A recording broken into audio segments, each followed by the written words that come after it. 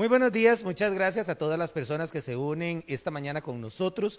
Yo soy Gustavo Delgado y como anunciamos en el programa que acaba de terminar, Panorama, hoy tenemos entrevista con doña Giselle Betancourt, quien es la presidente de la Asociación de Centros Educativos Privados. Queremos hablar acerca del inicio del curso lectivo. Hay mucha expectativa con respecto a ese tema. Estamos a unos 15 días del inicio, se supone, de las clases presenciales y virtuales, o presenciales o virtuales, todavía no lo tenemos tampoco tan claro, y queremos entonces compartir con doña Giselle. Buenos días, feliz año, ¿cómo le va?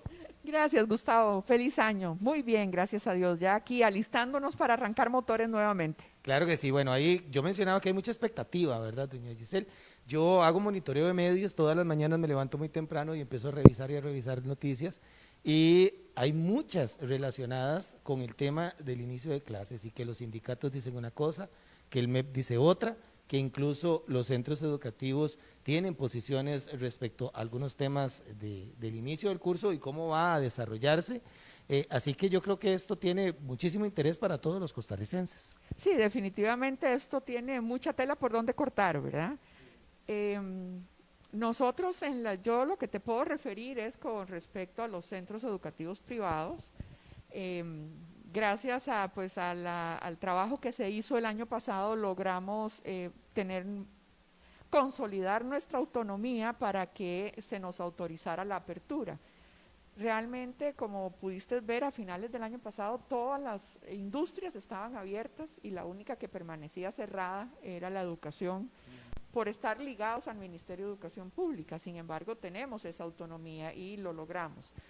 La señora ministra nos autorizó ya para que, de acuerdo con los calendarios de cada institución, iniciaran reapertura.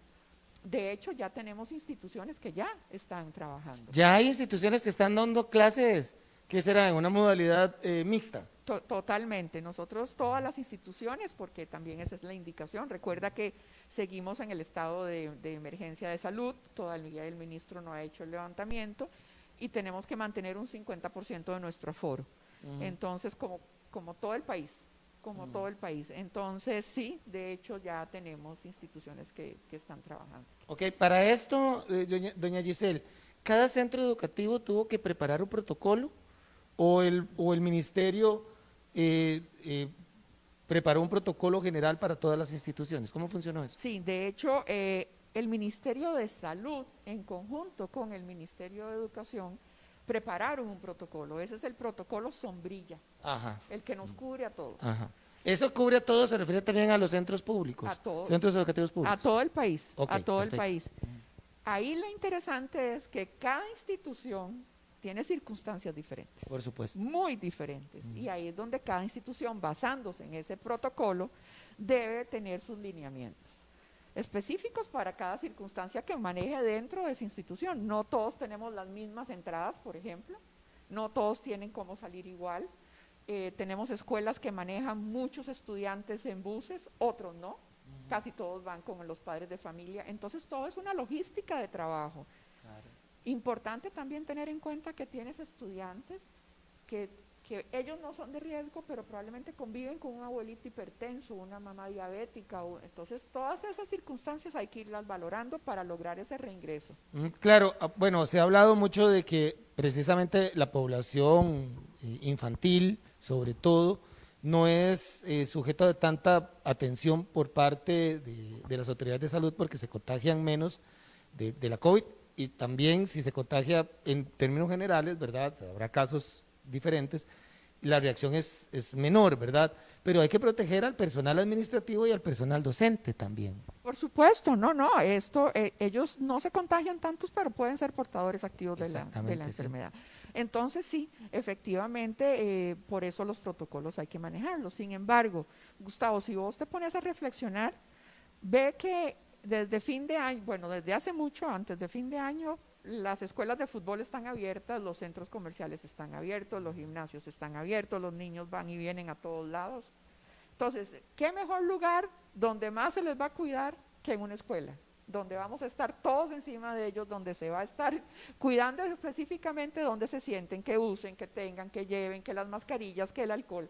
Entonces, yo siento que uno de los lugares más seguros siempre es una escuela. Ok, la escuela.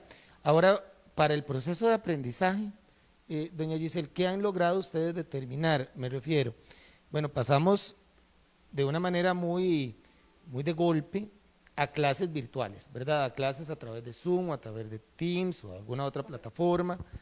Muchos papás tuvieron y mamás tuvieron que estar ahí pegaditos al estudiante. Y ahora viene, como mencionábamos, ese proceso que probablemente será mixto, ¿verdad? Entre esa virtualidad y la presencialidad. ¿Han logrado ustedes determinar si realmente los jóvenes están aprendiendo? Sí, sí, definitivo. Ha sido un año de grandes retos. Yo creo que ha sido un año de grandes retos, no solo para la educación privada, sino para la educación pública, en fin, para la educación en Para la general. educación. Eh, donde nos hemos visto obligados a generar un cambio significativo en el proceso educativo. Entonces, cosas que te costaban muchísimo con decirles al personal, donde tenías que entrar a una nueva plataforma, había un proceso de capacitación y siempre, por supuesto, hay una resistencia a las cosas nuevas. De repente, en un abrir y cerrar de ojo, muchas de nuestras instituciones tuvieron que comenzar a trabajar de la manera virtual y yo creo que ha sido un éxito porque hemos aprendido mucho. Los chicos viven un mundo tecnológico, sin lugar a dudas viven un mundo tecnológico y la importancia de esto es que la educación se ha visto forzada a generar un cambio significativo, se ha visto forzada a generar un cambio significativo. Yo sí siento que el proceso para los pequeñines ha sido muy difícil. Muy Para difícil. los más pequeños. Bueno, yo tengo una hija que va para tercer grado y ya ella sí necesita, ¿verdad? Compartir con sus compañeros, especialmente con sus amigas. Pero volviendo a tu pregunta, si se ha dado el aprendizaje, a mí lo que te quería referir es que, por ejemplo, en el preescolar, el papá, preescolar, primero grado, han sido los facilitadores del proceso en casa. Entonces, te has tenido que llevar tu trabajo, tu virtualidad, tu circunstancia y además hacerte cargo del chico para poderlo llevar a que esté con la maestra. Entonces, eso lo que ha generado es que dentro del proceso educativo se haya vuelto muy creativo. Las evaluaciones han tenido que cambiar porque no puedes hacer una evaluación tradicional. Sin embargo, ya teníamos un proceso en el cual la educación estaba girando hacia eso, hacia un nuevo proceso educativo. Y yo podría pensar, no tengo los datos, tal vez usted me podría decir, pero que ese proceso iba más acelerado en la educación privada que en la educación pública. Bueno, que quizás tenemos medios más rápidos de actuar. Tenemos medios más rápidos de actuar, no quisiera sí, reaccionar. yo, por supuesto, no quisiera hacer comparaciones entre la educación privada y la pública, pero creo que el país puede generar cambios muy significativos. Costa Rica tiene una infraestructura educativa maravillosa que debemos de fortalecer como ciudadanos, pedir que se fortalezca, pero sí, de hecho, en el campo de la educación privada es más accesible para todos los estudiantes, porque probablemente en la mayoría de los casos tienen la casa con redes de internet, hay algún dispositivo libre para el estudiante, cosa que no sucede en otras circunstancias. Entonces, esa brecha se da. Yo estaba revisando aquí el teléfono porque precisamente nosotros tenemos una pregunta de la semana, Ajá. ¿verdad? En esta oportunidad, la pregunta dice así: ¿está de acuerdo en que los estudiantes regresen a las clases presenciales este año? Y de los comentarios yo podría decir que más de un 90% de las respuestas es que sí. La gente quiere, ¿verdad? Y los papás y mamás están dispuestos también a que los chicos vuelvan a la presencialidad. ¿Qué le dice a usted eso? Definitivo, Gustavo. A ver, en la escuela no solo aprendes que 2 y 2 son 4, porque pueden ser 22 también, pero no solo aprendes eso, aprendes a convivir, a socializar. Claro. Hay cosas que necesitas de todas formas. La escuela, créelo o no, es también el lugar donde los niños a veces se encuentran más seguros. Sí. Es un espacio donde ellos pueden convivir con mayor tranquilidad. En fin, hay muchas circunstancias familiares. Hasta pueden ser más ellos mismos, porque están entre niños. Entre sus pares, y entre pares aprendemos. Entre pares aprendemos. Entonces, hay una parte de la socialización que es fundamental para el desarrollo de los estudiantes. La información, como bien lo dices, la tienes al alcance de la mano en un teléfono. Y sin embargo, las habilidades para conversar, para comunicarte, para entenderte, eso lo tenías que aprender en la escuela. Claro. Ahora, la pandemia tiene rostros, ¿verdad? Y uno de ellos es el económico. Por supuesto. La afectación hacia lo que es el ingreso de los costarricenses es evidente y lo seguimos arrastrando y todo parece indicar que lo seguiremos arrastrando por este 2021. ¿Cómo ha sido esa afectación para la educación privada? Muy dura también, muy dura, como ha sido tan dura para cualquier empresa de este país. El hecho de que el turismo, que es de lo que vivimos, se haya comenzado a abrir hasta muy tarde, igual nos ha pasado a nosotros. ¿Ustedes también los abrieron muy tarde, desde su punto de vista? Claro, nosotros hasta ahora estamos abriendo. De hecho, hemos recibido algunos mensajes de asociados que nos están anunciando que cerraron. Y eso es muy doloroso porque volvemos al punto de que no es solamente el número de estudiantes que tienes, es que alrededor de una escuela se manejan 1000 cosas. El personal, mujeres que son cabezas de familia, o sea, el golpe económico también para nosotros es importante. Entonces… ¿Y cómo sortearlo? ¿Cómo irlo paliando? Creo que el éxito de esto está en cómo puedas llevar la virtualidad y cómo puedas llegar a los estudiantes, ¿verdad? Al final del camino ese es el éxito. Ayuda no hay porque ¿quién te va a ayudar para llevar un negocio, sacarlo adelante si no es uno solo?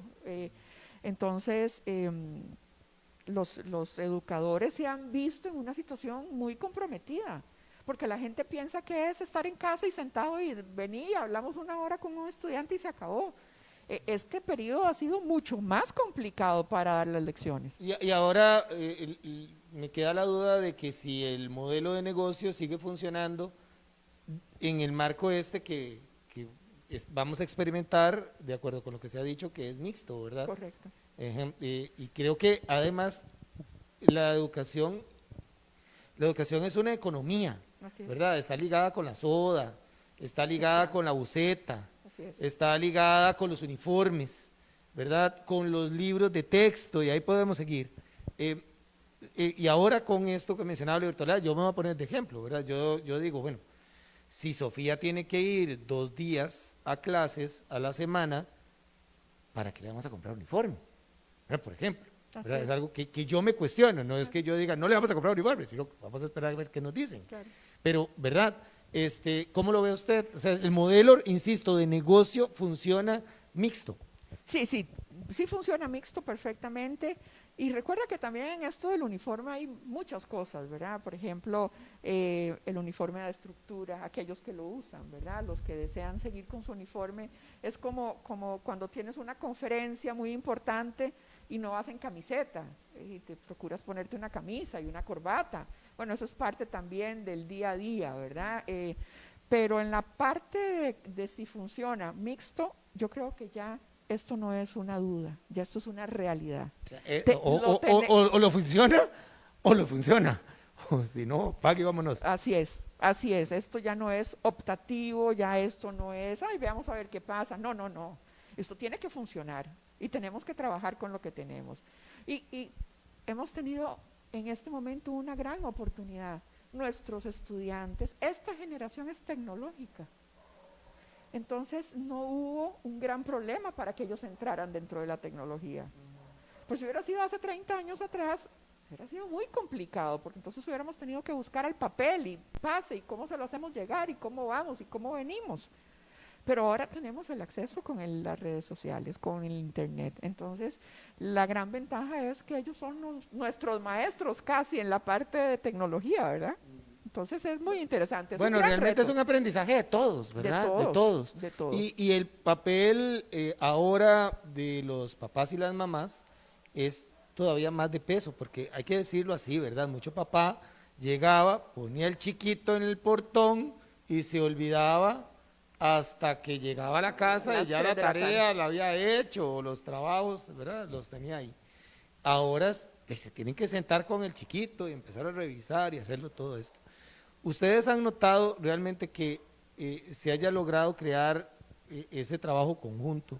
Porque sabemos que los estudiantes, a mí me consta, y porque no solamente veo a Sofía, veo a otros niños, a los compañeros y a otras personas que sean, de verdad, tienen una capacidad de adaptabilidad enorme y la educación ha tenido que adaptarse, pero faltan también padres y madres y demás cuidadores. Así es, ese es el gran reto, definitivo, ese sigue siendo el gran reto. Volvemos al punto que los estudiantes son esponjitas, absorben todo y tienen una gran capacidad de reaccionar. Y los papás también tienen que trabajar. Entonces, tenemos un gran reto, cómo mantener ambas situaciones, y eso es donde cada escuela, dependiendo, vuelvo al punto de sus circunstancias, debe manejarlo de la mejor manera posible. Yo creo, ahí doña Giselle, que el centro educativo que se preocupó para realmente ser una solución, una alternativa para la educación de los chicos, y ha mantenido contacto con los padres, ha tenido contacto con los muchachos, ha creado comunidad estudiantil, y yo no estoy hablando porque no tengo un caso específico, no lo conozco, pero los que se han dedicado solamente a cobrar y a dar clases son los que creo que han salido perdiendo. Ahora se refuerza más la necesidad de esa, a pesar de la virtualidad, de esa cercanía entre la comunidad estudiantil y la comunidad de padres y madres de familia, ¿verdad? Ahora más que nunca, ahora más que nunca. Hay que estar muy atentos, todos los oídos, todo hay que estar escuchando, todo hay que estar oyendo. Definitivamente el servicio al cliente es indispensable. Y el cliente uno es el padre de familia que también necesita, tenemos los estudiantes, clientes internos son nuestros personal, o sea, yo creo que ahora más que nunca es que tenemos que volver a aquello de que sentémonos y hablemos y escuchemos y reflexionemos. Y una cosa importante, Gustavo, en esto no hay nada escrito, no hay nada escrito. Día a día vamos escribiendo esta historia y la hemos visto desde el principio. Y usted lo dijo, son las particularidades de cada centro educativo, ¿verdad? Y estamos tratando con personas, Así es. papás, estudiantes, colaboradores, y cada quien tiene también sus particularidades. Así Entonces es. no hay como un molde para decir, esto lo tienen que hacer todos así, hay que ir conociendo las circunstancias. Ahora bien, en toda esa dinámica, ¿cómo se han sentido ustedes también con el ministerio? Sí. Ha sido buena la comunicación y están contentos como van saliendo el asunto, entendiendo que es una situación inédita. Sí, yo creo, mira, Gustavo, en esto a veces es difícil mantener alguna relación cuando a veces estamos tan distantes en la misma mesa.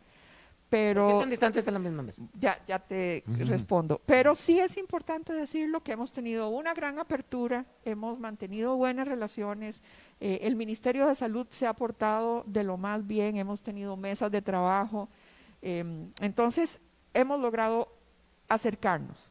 ¿Por qué tan distantes en la misma mesa? Porque no tenemos las mismas circunstancias de trabajo. Nosotros no dependemos de grupos que nos digan qué podemos hacer o qué no podemos hacer, o grupos de presión, ¿verdad? Que eso existe en el país. Entonces, sin entrar en esos detalles, pues en eso sí somos distantes, y cuando suceden cosas nosotros no podemos entrar dentro del mismo cajón del Ministerio de Educación Pública porque estamos en otra situación. ¿Y eso lo tienen claro también en el ministerio? Sí. ¿Que hay diferencias? Definitivo. La asociación emprendió una gran lucha hace muchos años. En el 92 logramos la libertad de enseñanza y la autonomía de los centros educativos, y yo creo que hemos ido poquito a poco consolidando, esa gotita de agua ha ido cayendo en la piedra y ya he ido haciendo lo que necesitamos para que se nos reconozca con esa autonomía, que al fin y al cabo es lo que necesitamos, ¿verdad? Por supuesto el ministerio nos regula en muchas cosas, como es lógico, como el comercio regula, el Ministerio de Comercio regula el comercio, etcétera, etcétera. Pero sí necesitábamos un respiro, ¿verdad? Y yo creo que aquí es importante aclararlo porque ahora hay mucha noticia y que yo creo que no deja de preocupar, ¿verdad? Hay sindicatos que dicen, hasta que no se vacune a todo el personal del Ministerio de Educación, no se puede volver a clases. Y ahora leo que el Ministerio dice, es imposible vacunar a todo ese personal antes de la fecha indicada para el inicio del curso lectivo. Eso no tiene que ver con la educación privada, ¿verdad? No. Es importante aclararlo. Sí es importante aclararlo, Gustavo, que no tiene que ver con nosotros, pero también es importante decir que el ministerio está diciendo que también va a incluir a los educadores del sector privado en la vacunación. En la vacunación, buenísimo, O sea, eso es buenísimo. Es que de verdad, una cosa por otra, el país tiene muchas cosas buenas, sin embargo todavía tenemos que darnos cuenta que los mismos centros hospitalarios no han logrado vacunar a todo el personal y son los que están en la primera línea de fuego, ¿verdad? Entonces tenemos que entender que es un proceso, volvemos al punto, no lo conocíamos, estamos todos los días avanzando en el conocimiento de esta patología. Hace unos años, ya vamos cerrando, estaba revisando el tiempo, hace unos años hablar de educación privada era hablar de una educación para muy pocos, tengo que hacer ese énfasis. Y conforme ha pasado el tiempo, la educación privada ha llegado a más personas, a más costarricenses. ¿Cómo analiza usted esa evolución, doña Giselle, de la educación privada en todos los ámbitos, o sea, en todos los niveles, ¿verdad? Desde el materno, ¿verdad?, hasta la universitaria, y cuál es el futuro de la educación privada en nuestro país? Mira, Gustavo, yo creo, efectivamente, ahora hay centros educativos en todo el país. Antes quizás eran muy circunscritos a la gran área metropolitana. Ahí en Guanacaste, centros educativos privados, bueno, en zonas alejadas de la GAM. Es que, Gustavo, a ver, yo siempre insisto mucho, la empresa privada es la que maneja el país. Y si estás en Guanacaste y trabajas en un hotel y sos la mucama de un hotel y necesitas dejar a tu hijo para que vaya a algún lugar y te lo estén atendiendo y esté aprendiendo, vas a buscar un centro educativo privado. ¿Por qué? Porque no estamos sujetos a ese distanciamiento que hablábamos hace un rato. No dependemos de otras instancias que nos presionen porque nos vamos a huelga o porque necesitamos tal cosa. Entonces, hay una continuidad en el proceso educativo siempre. Y siempre lo que se trata de hacer es buscarle una solución al padre de familia. Entonces, es una gran opción, es una gran opción. ¿Cómo lo vemos al futuro? Uno quisiera que hubiesen muchos centros educativos, porque eso lo único que hace es mejorar a la educación en general. También le aliviamos una carga al Estado, porque somos 120,000 estudiantes en el campo educativo privado. Que el Estado, también docentes. Y docentes que el Estado no podría asumir. Entonces yo creo que aquí no tenemos que vernos como en un rincón cada uno. Yo creo que ese es el momento de vernos como todos en la misma mesa luchando por una educación que es la de este gran país. Eso es parte de un ecosistema. Así es. ¿Verdad? Así es. Ahí está la educación pública, ahí está la educación privada, hay centros educativos con otras particularidades, no sé, los científicos, los técnicos, los que tienen una formación más religiosa, Así es. y la tecnológica, pero todo forma parte del sistema educativo de nuestro país. Sí, esto es como un arco iris, hay una gran gama de colores y el papá puede elegir qué es lo que mejor le complace. Y por dicha, que tiene la opción. Así es, gracias ¿verdad? a Dios vivimos en esta bella y gran democracia, eso es parte de vivir en una democracia, tener el derecho a elegir en dónde queremos llevar a nuestros estudiantes Termino con esto, porque estoy seguro que muchas personas se van a estar preguntando lo mismo. Ahorita están revisando y que si yo viví por esa etapa, ¿verdad? En qué centro educativo matricular a mi hija, y uno espera que ese centro educativo sea el de por bastante rato, ¿verdad? Que uno no tenga que andar cambiando chiquitos. Así es. Un par de recomendaciones a la hora de que uno llegue y diga, este es el que me sirve a mí. A ver, Gustavo. Generales, ¿verdad? Generales. Este es el color que me gusta. Mira, yo creo que es importante entender en estos momentos la buena comunicación. Eso es determinante. La apertura que tenga el centro hacia las necesidades que tienes. Los programas, por lo general, lo más importante es entender si hay programas de superación en el sentido de bachilleratos internacionales. Me encanta el bachillerato internacional. Así es un gran programa. También hay otros programas muy parecidos al bachillerato. Esas cosas son determinantes, pero yo siento que lo más importante de esto es cuando llegas a un lugar si hay empatía o no la hay. Y el niño, que es el que va a estar ahí. Y si yo soy católico, buscaré una institución católica, soy evangélico, buscaré una evangélica, ¿verdad? Yo creo que eso está muy en tono de cada necesidad. Gracias a Dios, volvemos al punto. Hay una escuela para cada estudiante. Para cada necesidad hay un lugar donde podamos ir.